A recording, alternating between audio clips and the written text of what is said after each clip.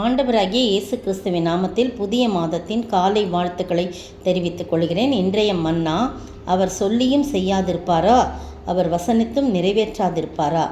எண்ணாகமம் 23 வசனம் 19 பின்பகுதி. ஆண்டு சொல்கிறாரு, நான் சொல்லியும் செய்யாதிருப்பேனா, வசனித்தும் நிறைவேற்றாதிருப்பேனா? கண்டிப்பாக நான் சொன்னதை செய்வேன், நான் உங்களை ஏமாற்ற மாட்டேன்னு சொல்கிறார். ஏப்ரல் மாதம் என்றாலே ஏமாற்றுகின்ற மாதமாக இருக்கிறது. எப்போவுமே வருஷம் நாங்கள்லாம் சின்ன பிள்ளைகளாக இருக்கும்போது எங்கள் அம்மா அப்பாவை ஏமாற்றணுன்னு ராத்திரியே பிளான் பண்ணுவாங்க. எங்கள் அப்பா சீக்கிரமாக ஏமாந்து போயிடுவாங்க.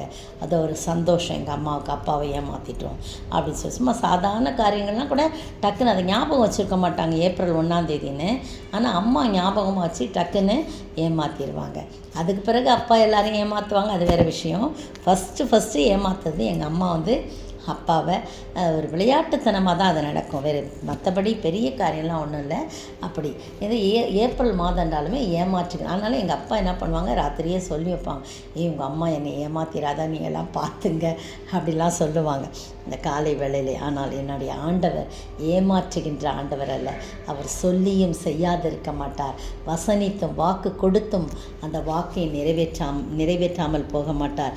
கண்டிப்பாக நிறைவேற்றுவார். பாருங்கள், அந்தன பகுதி சொல்லுது, பொய் சொல்ல தேவன் ஒரு மனிதன் அல்ல, மனமாற அவர் ஒரு மனுபுத்திரனும் அல்ல அப்படின்னு சொல்லப்பட்டிருக்கு. அவர் பொய் சொல்ல மாட்டார், நம்மளை ஏமாற்ற மாட்டார். அவர் வாக்குத்தத்தம் கொடுத்தது தான், அதை கண்டிப்பாக நிறைவேற்றுவார். ஆபிரகாமுக்கு வாக்கு கொடுத்தார், நான் சந்ததியை பெருக பண்ணுவேன், வெளியே வா, வானத்தை பார், வானத்து நட்சத்திரங்களை என்ன குடும்பமான என்ன, அப்படி உன்னுடைய சந்ததியை பெருக பண்ணுவேன். ஒன்றும் நடக்கலை. 25 வருஷம் கடந்து போச்சு, ஒன்றுமே நடக்கலை. ஆனால் கர்த்தர் ஒரு நாளிலே சாராளின் கர்ப்பத்தை தொட்டார், திறந்தது, அவருடைய கர்ப்பம் திறந்தது. கர்த்தர் ஈசாக்கை கொடுத்தார், அதன் மூலம் சந்ததி வளர்ந்தது. பிரியமானவர்களே, அதே போல் வாக்குக்கு யோசேப்புக்கு சொப்பனத்தின் மூலம் அவன் 17 வயதாய் இருக்கும்போது அந்த மாதிரி ஒரு சொப்பனம் கண்டார். அண்ணன்மார்கள் வணங்குவது போல, இவன் தலை உயர்த்தப்பட்டது போல 2 விதமான சொப்பனங்களை கண்டார். ஆனால் அது அண்ணம்மாட்ட சொன்ன உடனே அவங்க அன்னையிலேருந்தே அவனை க்ளோஸ் பண்ணுறதுக்கு தீர்மானித்தாங்க. ஒரு நாள் தனியாக அவன் கிடைத்தான். அவனை உடனே படுகுழியில் போட்டாங்க. ட்ரெஸ் எல்லாம் கழட்டிட்டு அப்பாக்கிட்ட ஒரு ஆட்டோட ரத்தத்தை துவச்சி, உன் மகன் அப்படியே அங்கேயே நாங்கள் வழியில் பார்த்தோம், ஏதோ ஒரு துஷ்டம் மிருகம் அடிச்சிருச்சு போல இருக்குன்னு பொய் சொல்லிட்டாங்க. அவனை அடுத்தது படுகுழியிலேருந்து எடுத்து ஒரு எகிப்திய வியாபாரிகிட்ட விற்கிறாங்க. அப்படியே நாட்கள் கடந்து கொண்டே போகுது. கடைசியில் அவன் அடிமையாக விற்கப்பட்ட இடத்துல உயர்த்தப்பட்டான். கர்த்தர் யோசேப்போடு இருந்தார், யோசேப்பு கர்த்தரோடு இருந்தார். அவன் செய்கிற காரியம்லாம் வாய்க்க செய்தது எல்லாமே நமக்கு தெரியும். அதற்கு பிறகு அவன் உயர்த்தப்பட்ட நிலையில் எல்லா சூழ்நிலைகளும் அவன் ஆண்டவரை மட்டும் அண்டி கொண்டான். அவன் ராஜாவுக்கு முன்பாக நிற்கும்போது அவனுக்கு வயது 30, 13 வருஷம் கடந்து போது. அதுக்கு பிறகு அவன் அந்த ராஜா கண்ட கனவுக்கு அர்த்தம்லாம் சொன்னதெல்லாம் நமக்கு தெரியும். அதனால் அவனுடைய தலை உயர்த்தப்பட்டது. ராஜாவுடைய சிங்காசனம் தவிர இது எல்லா ராஜாவுக்கு ஈக்குவலாக இருந்தான். ஒருத்தரும் மிருக ஜீவன் முதற்கொண்டு ஒருத்தரும் அவனுடைய உத்தரவு இல்லாமல் தன்னுடைய கையோ காலையோ அசைக்கக்கூடாதுலாம் உத்தரவு போடுறான். எவ்வளோ பெரிய காரியம் பாருங்க. அப்போ 13 வருஷம் ஆகுது. அதுக்கு பிறகு 7 வருஷம் நல்ல செழுமையான காலம், 7 வருஷம் பஞ்சகாலம். அதில் எத்தனை வருஷம் ஆயிடுது பாருங்கள், 14 வருஷம், இங்கே 13 வருஷம், 27 வருஷம் ஆயிடுது. அதுக்கு பிறகு அண்ணன்மார்கள் வராங்க தானியம் கொள்ள. அதுக்கு பிறகு ஆண்டவர் சொப்பனத்தை நிறைவேற்றினார். பிரியமானவர்களே, வருஷங்கள் பெரிதல்ல, நாட்கள் பெரிதல்ல. அவர் சொன்னது தான். அவர் ஏமாற்ற மாட்டார். அவர் சொல்லுவார், நான் சொல்லியும் செய்யாதிருப்பேனோ, நான் வசனித்தும் நிறைவேற்றாதிருப்பேனோ அப்படின்னு சொல்கிறார். தர்மியான வேளையில் மோசே தான் இதை குறித்து சொல்கிறார் ஜனங்கிட்ட. அவர் சொல்லியும் செய்யாதிருக்க மாட்டார்மா, அவர் வசனித்தும் அதை நிறைவேற்றாமல் இருக்க மாட்டார், நம்புங்க அவரை அப்படின்னு சொல்லி சொல்கிறார். இதோ ஆசீர்வதிக்க கட்டளை பெற்றேன். அவர் ஆசீர்வதிக்கிறார், அதை நான் திருப்பக்கூடாது. இந்த இடத்துல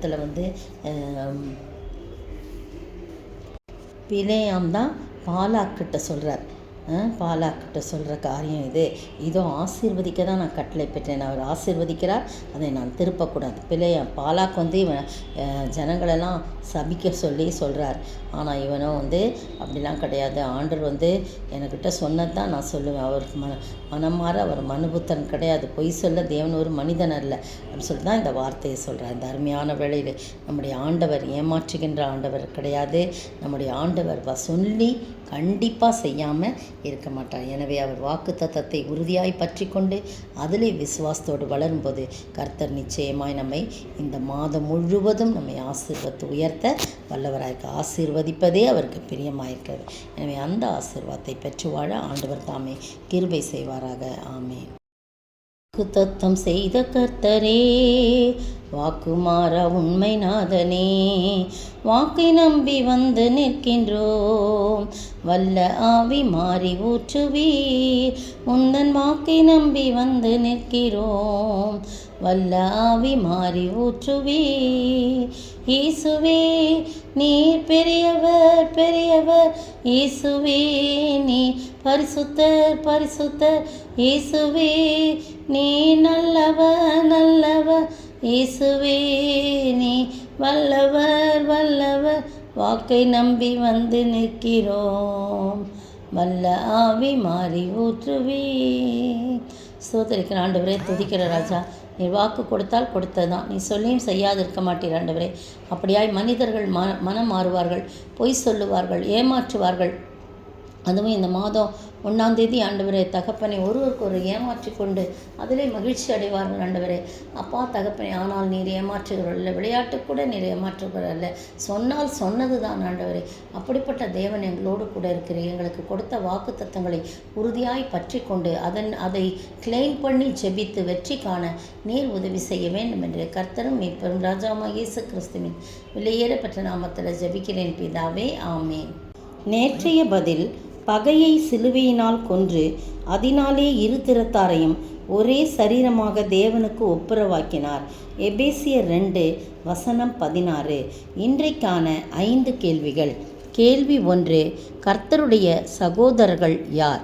கர்த்தருடைய சகோதரர்கள் யார்? 2, யார் சபிக்கப்பட்டவன் என்று எழுதியிருக்கிறது? யார் சபிக்கப்பட்டவன் என்று எழுதியிருக்கிறது? 3, உங்களை என்ன செய்வார்கள் என்று எப்படி? கேள்வி 3, உங்களை என்ன செய்கிறவர்கள் எப்படி போனால் நலமாயிருக்கும்? உங்களை என்ன செய்கிறவர்கள் எப்படி போனால் நலமாயிருக்கும்? கேள்வி 4, எதை தரித்து கொண்டிருக்கிறேன் என்று அப்போஸ்தலனாகிய பவுல் சொல்கிறார்? எதை தரித்து கொண்டிருக்கிறேன் என்று அப்போஸ்தலனாகிய பவுல் சொல்கிறார்? கேள்வி 5, இன்றைக்கான கேள்வி, எதற்கு இயேசு கிறிஸ்து தாமே என்னவாய் இருக்கிறார்? எதற்கு இயேசு கிறிஸ்து தாமே என்னவாய் இருக்கிறார்?